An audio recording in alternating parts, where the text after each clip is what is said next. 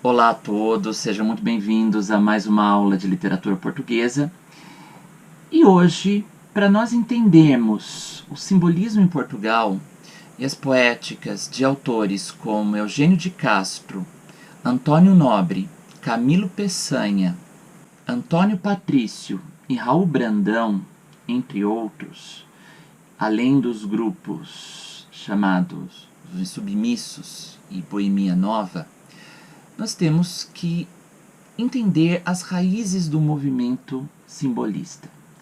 Como que essas poéticas de autores, principalmente franceses, como que essas poéticas chegaram a Portugal. Então, a aula de hoje intitula-se O Simbolismo Francês. Para nós entendermos o simbolismo, nós temos que entender um conjunto de correntes estéticas de final do século XIX. Segundo Massaúde Moisés, no seu livro História da Literatura Brasileira, o simbolismo, ao contrário de outras estéticas que constituíram praticamente, estiveram ligadas a questões mais sociais, políticas, o simbolismo foi muito mais uma renovação cultural. Ele deixou seus frutos principalmente nas poéticas de vanguardas. Então há uma enorme relação entre o simbolismo e as vanguardas, uma vez que a própria noção de poesia, a própria noção de correspondência entre as artes passa a vigorar nesse período. É importante perceber que a metáfora vai ser um dos elementos primordiais, um dos elementos centrais, com uma série de relações imprevisíveis, muito mais do que a metáfora era utilizada como figura de linguagem em outros períodos, mas as consequências são imprevisíveis. Praticamente uma revolução na linguagem. Se há uma necessidade de uma representação que não mais uma representação da realidade empírica, começa-se então a representar a uma perquirição dos estados inconscientes, dos estados de profundidade psíquica do eu, com uma subjetividade que leva a consequências imprevisíveis. Esses achados alógicos, difusos e vários, com esses conteúdos multiformes das paisagens interiores do eu, levam a uma necessidade de uma criação de uma nova linguagem que desse conta de representar essas vivências inefáveis, difusas e lógicas. Então, o que nós vamos ver na aula de hoje são as balizas do simbolismo francês e como que o simbolismo se forma, se constitui em França no meio de várias outras tendências estéticas. Então, de início, nós temos que entender as balizas e os precursores do simbolismo. Nós podemos estabelecer como balizas temporais um período que vai de 1857 até 1866, como um período dos precursores do simbolismo.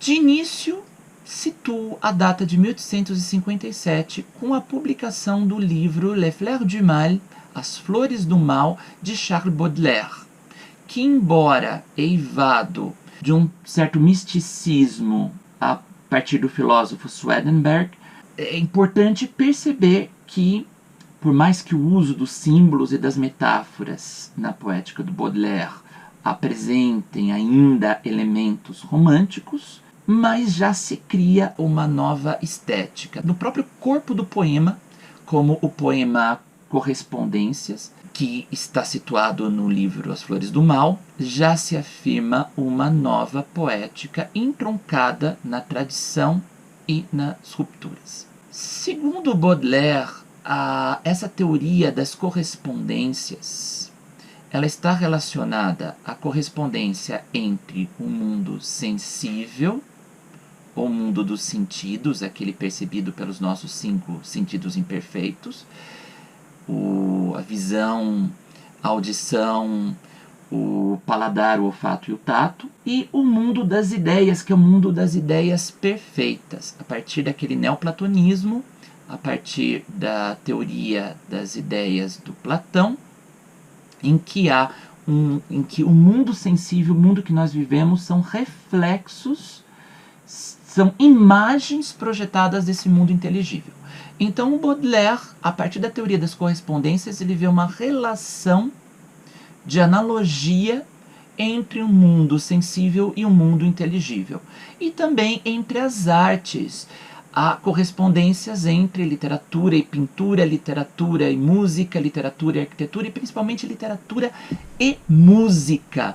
Por quê? Já que a poesia simbolista se preocupa muito mais com a sugestão, muito mais sugerir do que nomear, a música é uma das artes que não tem esse extrato lógico da linguagem.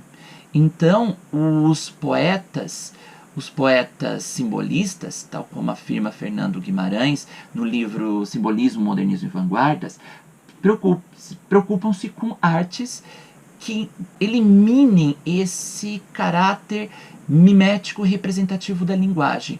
Artes que se ocupam principalmente de materiais que possibilitem abstrações. E também uma outra correspondência ocorre entre as sensações, entre os 5 sentidos tradicionais, a visão, audição, olfato, tato e paladar. Essa relação entre as sensações, essa correspondência entre as sensações, constitui uma figura de linguagem chamada sinestesias, em que a música, ao mesmo tempo, tem cor e tem aroma.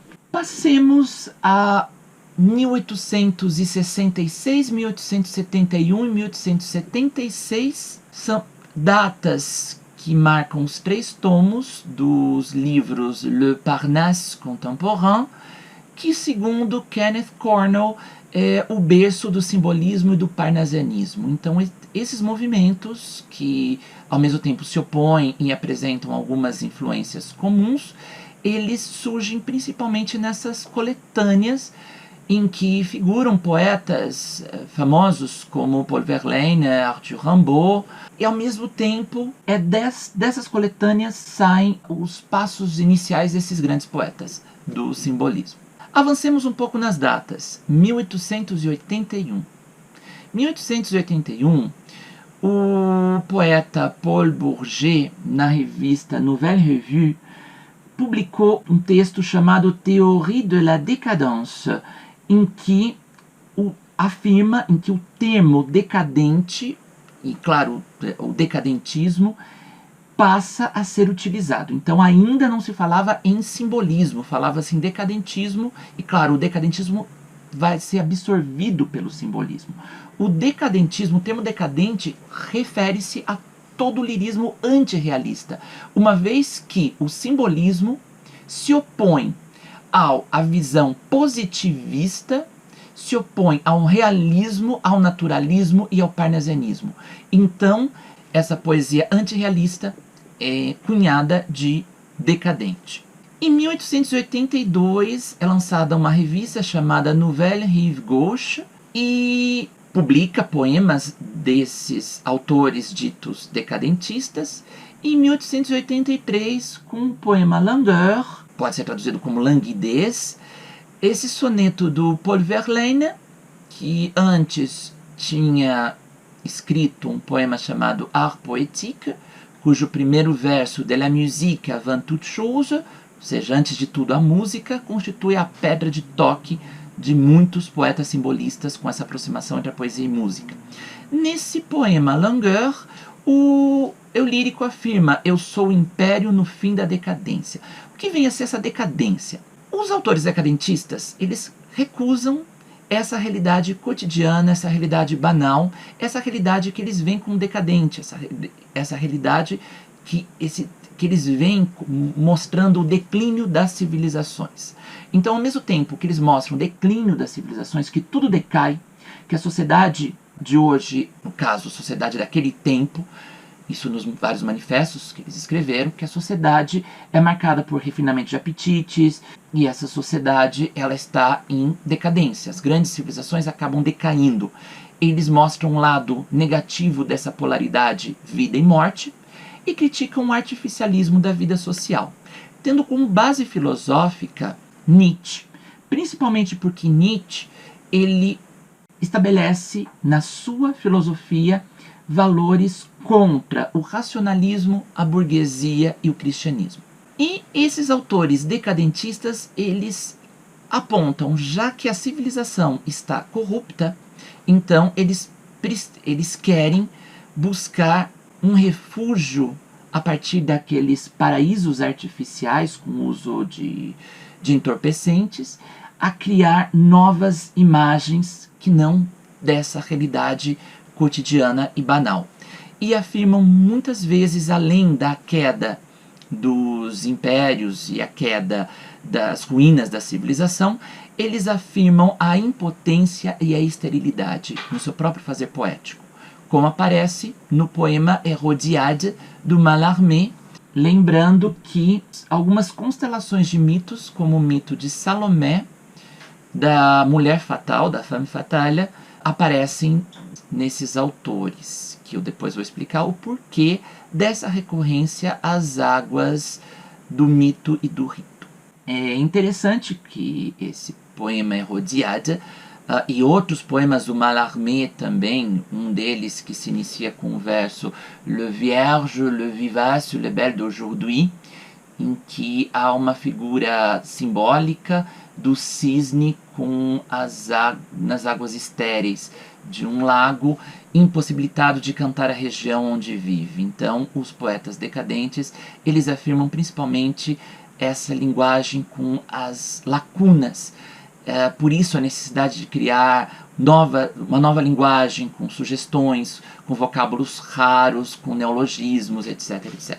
O romance primordial do decadentismo foi o A Rebours, traduzido como As Avessas, do Huysmans, que é o protótipo do romance decadentista e tal, e no Reino Unido é o Retrato de Dorian Gray. O A Rebours é considerado por José Paulo Paes a bíblia do decadentismo, uma vez que o herói, o Des ele é um herói visceralmente baudelairiano, marcado pelo refinamento dos seus gostos, pelo ódio à burguesia mediana, marcado por um solitário afastamento de tudo, toda a vida social, por um esteticismo e por uma hiperestesia que constituem esse comportamento principalmente do dandy, da figura do dandy. E é interessante que o José Paulo Paes afirma que esse romance acaba sendo uma pá de cal sobre os postulados do naturalismo na prosa de ficção. Lembrando que o naturalismo, a partir de experimentos, a partir de uma base filosófica como o do Claude Bernard, implicava em descrever grandes conjuntos de personagens, analisando principalmente a relação dessas personagens determinadas e configuradas pelo meio social em que elas estavam. Aqui não, aqui se centra principalmente numa única personagem com excesso de subjetividade. Então, com as várias experimentações na linguagem. Segundo Auerbach, no capítulo A Meia Marrom, quando ele escreve acerca do romance do século XX e menciona que no final do século XIX já esse excesso de subjetividade era presente, ele diz o seguinte: há um subjetivismo unipessoal no romance A Rebours. Um subjetivismo unipessoal que só permite que fale um único ser, geralmente muito peculiar e que só se considera válida a sua visão da realidade. E a partir dessa representação unipessoal da consciência, que o Auerbach comenta, é um passo para a representação pluripessoal da consciência que ocorre no romance da Virginia Woolf.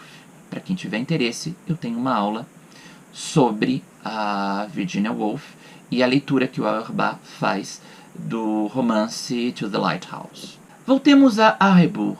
Então, Arrebourg é considerado a Bíblia do decadentismo, uma vez que a sua personagem ela tem todos esses comportamentos, principalmente de recusa a essa realidade cotidiana e burguesa. Um manifesto decadente, é importante entendermos então o decadentismo com essas características. O manifesto decadente ele surge em 10 de abril de 1866, quando o autor Anatole Baju, sob influência de Verlaine, ele funda um jornal chamado Le Décadent Littéraire et Artistique, cujo manifesto au lecteur afirma alguns postulados dessa estética decadente ou dessa estética decadentista, em que ele afirma toda a decadência dessas civilizações marcadas no seu contexto de produção de 1866 pelo refinamento de apetites, e ele afirma que os sintomas dessa civilização em degenerescência apresentam, sobretudo na língua, a partir de uma representação de desejos novos que corresponde a ideias novas, matizadas rumo ao infinito, e que se necessita criar uma nova linguagem com novos vocábulos, muitas vezes estranhos, para exprimir essa complexidade de sentimentos e sensações.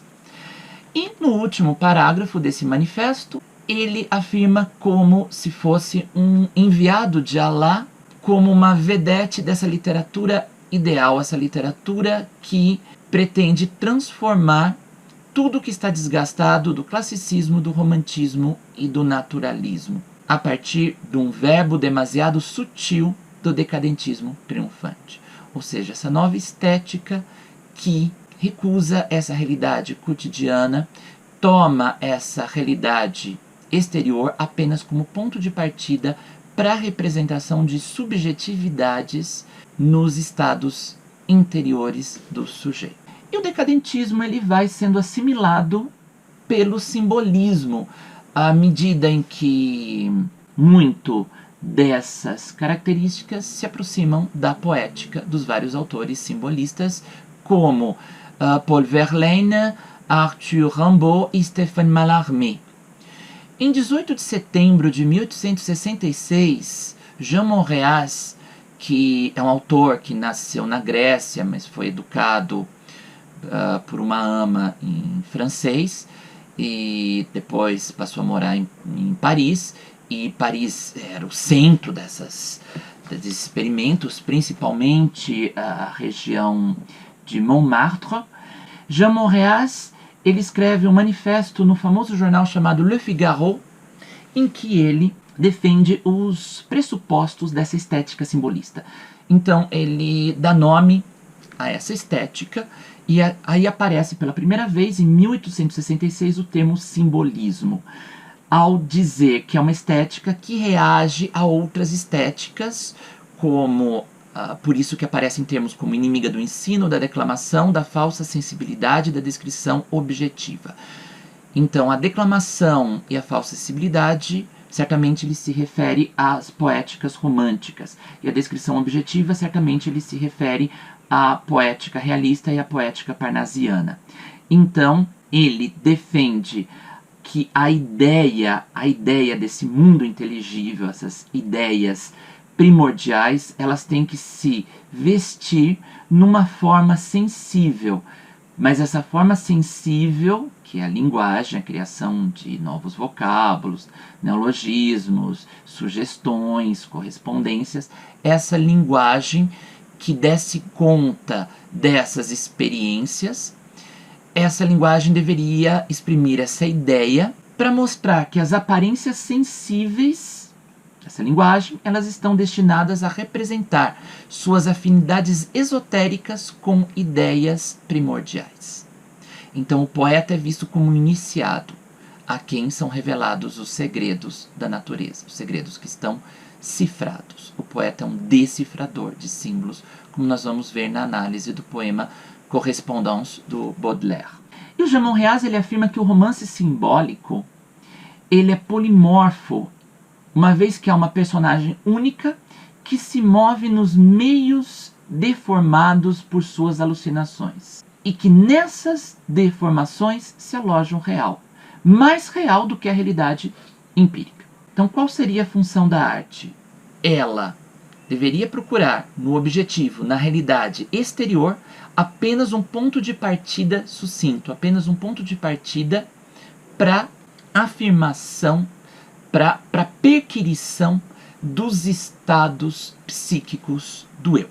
Então, nós vimos na aula de hoje, nessas balizas temporais de 1857 a 1866, partindo do livro As Flores do Mal, do Baudelaire, dando continuidade nos tomos de Le Parnasse Contemporain, no Manifesto Decadente de Anatole Baju e no Manifesto Simbolista do Jean Moreas, como que o simbolismo vai ganhando terreno na França e depois ele se expande por toda a Europa, chegando à América Latina, principalmente na América Hispânica, sob o nome de modernismo, a partir do nicaragüense Rubén Darío, e chega ao Brasil principalmente com Cruz e Souza.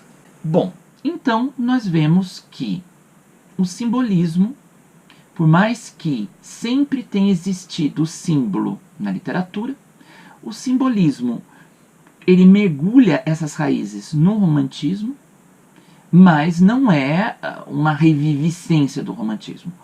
Muito mais, é uma perquirição desses estados muito mais profundos da psique, e ao trazer essas revelações nesses estados oníricos, metafísicos, uma vez que o poeta é um iniciado, é visto como iniciado nessas questões esotéricas, é necessário que se crie uma nova linguagem, principalmente com o uso do símbolo, porque nós vamos ver o que representa esse símbolo. E nós vamos ver principalmente como ocorre um tratado poético, uma afirmação de uma arte poética em poemas dos autores simbolistas franceses. Então, por hoje é só. Até a próxima.